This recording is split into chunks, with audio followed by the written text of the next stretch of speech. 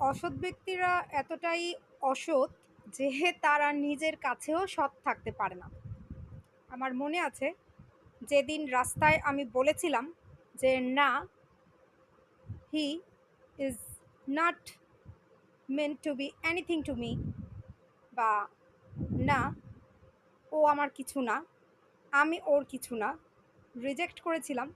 তারপর থেকে নিজের কাছে নিজে এতটুকু সৎ থেকেছি, সততা বজায় রেখেছি যে তার কোনো ব্যাপারে মুখ খুলতেও আমার রুচিতে বাদ এসেছে, আটকা এসেছে এবং আমি কখনোই ইন্টারফেয়ার করিওনি কোনো ব্যাপারে।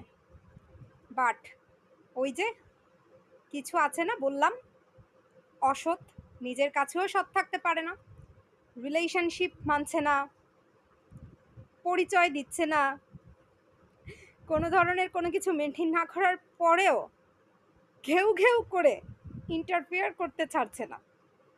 ইন্টারফেয়ারেন্সটা আসলে যার যার একটা চুলকানির স্বভাব। আর কুকুরগুলোর চুলকানি তো একটু বেশি থাকে, এটা তো নিশ্চয়ই সবারই জানা।